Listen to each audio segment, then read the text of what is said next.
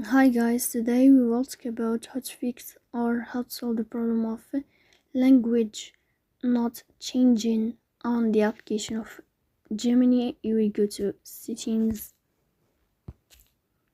here as you see, then you will go to apps, default apps, app settings. When above you will search about Gemini and you will click. Here in this page of app info, you will click on first stop and you will click OK. Here you will enter to the window of storage. Then you will click on clear cache. But pay attention, don't click clear data because that can delete your account. Then we go to Play Store. You will search about Gemini.